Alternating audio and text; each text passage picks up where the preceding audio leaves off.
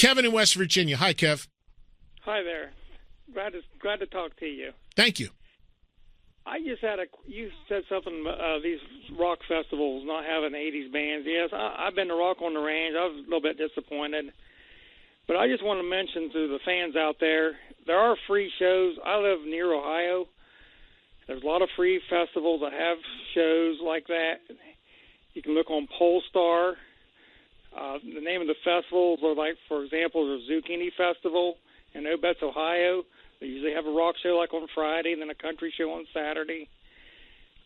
There's River Days in Portsmouth, Ohio, usually in the fall. And there's one called Pick Festival. They had Dawkins last year. It's in Pickerington, Ohio.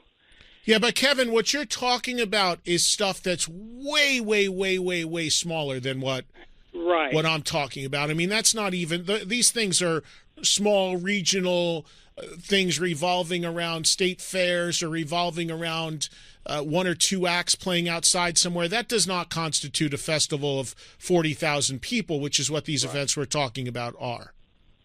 And I did see one date on the Epic Center there in Charlotte Motor Speedway. Epicenter, David Lee Roth. Yes. I saw David. You know if he's going to play any other dates other than that date? Well, that's a good question, Kevin. I thought that was pretty interesting, too, because we know David Lee Roth is doing this Vegas residency thing, which is now coming up very, very soon, by the way.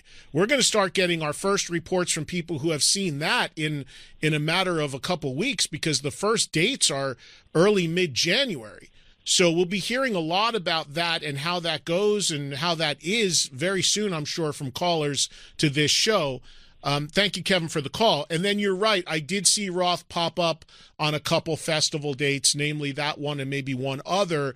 So we'll see how much more he does. But if somebody is going to get back out there and get active and tour and kick into action again, they're not going to limit themselves to just one event. They're not going to limit themselves to just, I'm doing 10 Vegas shows at House of Blues and that's it. Once you proclaim yourself to be active, you're going to start getting offers from other places because everyone's looking for bands and artists they haven't seen a billion times in the last 10 years. And why would you turn those opportunities down?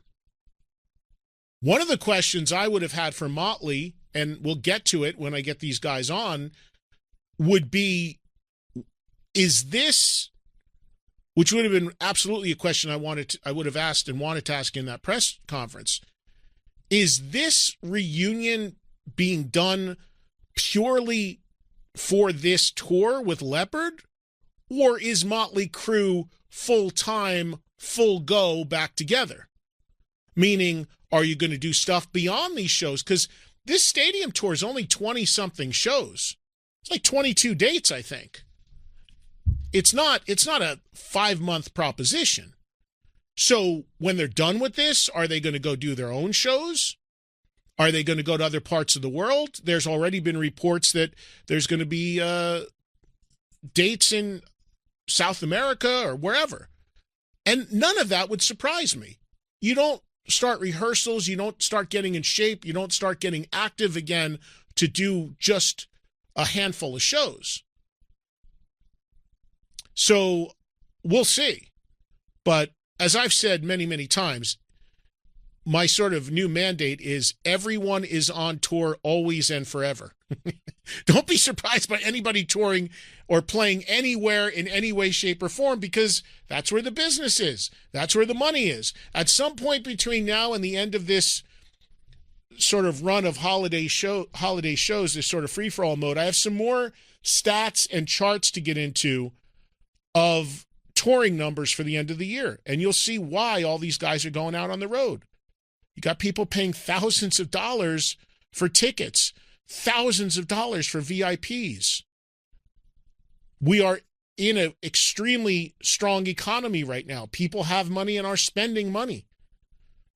Nobody's going to sit home and let that go by them. They're all going to get out there and scoop it up, whether you're Motley, whether you're David Lee Roth, whether you're Def Leppard, whether you're Ed Sheeran, whether you're U2, whoever you are, the Stones, whoever.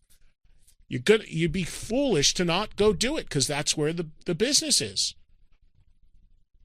But back to his original point about festivals, I'm not talking about these things that have one or two 80s acts that draw 500 people that are connected to some local event. That's not a festival. It may be billed as such locally, but that's not a festival. I'm talking about things that are doing 30, 40, 50,000 people, and you look at these lineups with 50 acts listed on them, and not one of the bands is an 80s band. That's where I'm talking about, where the bias comes in, the big events. Dave in Florida, we got a couple people, as I suspected, that have information from the alleged Vinnie Vincent event. I say alleged because we don't know if it happened or not yet. I got a tweet from a guy. We got two. We got Brian in Indiana, Dave in Florida. I don't know if they were actually there, but they say they have info. So we're going to get to them in a second. Okay. Before that, one more, and then we'll take a break, and then we'll go to those guys about the Vinny thing, which I didn't even know was supposed to be this past weekend. This is Greg in Texas. Go ahead, Greg. Hey, Eddie, man, first-time caller. I just wanted to tell you how great it is to have someone like you who, man, you give it to us straight, and the rock and roll community definitely appreciates you. Well, thank you, Greg. That's what I try to do, and for better or worse, that's what I try to do, so thank you. Well, you do a great job. Hey, so Michael Sweet, who you're great friends with, of Stryper, when the announcement came on the stadium tour, I don't know if you saw this or heard about it, but, you know, he kind of put something out there about, like, man, Stryper would have been the best act to be added to that whole package. Nothing against Joan Jett, and Michael didn't slam Joan Jett or anything like that, but, well, I mean, I thought that was an incredible idea, and I know his fan base is strong. I mean, you know, all those cats opened up for Stryper back in the day. What's your thoughts? Never in 1,000 years. Never in 1,000 years would that happen. Never in 1,000 years. I love it. Yeah, and again, you just look, Greg. You just complimented me for giving it to you straight, and I'm giving it to you straight. This is not. No, I appreciate that. This is not an indictment on Michael or Stryper, both of whom I love and are great people. But that's never going to happen, because no matter what, if you do or do not like Stryper, the bottom line is this, and Michael knows this as well as anybody. There is a segment of the rock fan base that has a bias against Stryper because they are an openly Christian band. So when you have something like that, it is a very polarizing thing. There are some people that embrace it and love it, and there are a lot of people that look down on it and hate it. And when you are like that, you're never going to be considered for something like that, because half of the people, if not more, involved with a tour like that are going to snicker at the idea of that even being floated. And the other thing about it too is there are a million bands of Stryper's level that have said that. When I was in LA just last week for the LA Invasion, I had no shortage of 12 bands at Stryper's level come up to me and said, yeah, it should have been us in the fourth spot. I had bands coming up in my ears telling me that they were going to get added as a fifth band on the bill, which isn't happening either. So, you know, a lot of people would like a piece of that for obvious reasons because it's a big platform, but you also have to operate in some, you know, level of reality. And Michael, who I love Michael because he says how he feels and is so open about things. In the past, he has said he'd love to produce a record for Sebastian Bach, and Sebastian fired back at him and said, who are you to tell me you're producing me? And then I think he said something about wanting to produce music for Van Halen, and, you know, these things just aren't going to happen. It's not an indictment on Michael's talent. He's a very talented guy, but there are a lot of people at his level that would like to be doing these things, and they kind of know deep down inside it's probably never going to happen. He's different in that he expresses it publicly on social media, which I think is wonderful, but the viability of it is you know, like basically hitting the lottery. No, I really appreciate you being, you know, straight up. I'll let you go here, but I do have one little quick question. King's X, why did they never ever take off? They're one of the most underrated rock bands. Well, I'm laughing, Greg, because that's the eternal question. And that's a question that I've asked, look, you're talking to a guy who, when King's X were signed, I had a hand in that happening. I don't know if you know that, but when I did not. When they were signed to their label, Megaforce Records, I was the vice president of that label. So I was there when their demo came in. I was there when we first looked at it. I was there when we first made the decision to sign them. And when we made that decision, we knew it was going to be an incredibly difficult thing to sell, because you got to remember, King's X is coming out at a time where you had a bunch of pretty people running around in spandex on MTV, and they were not that.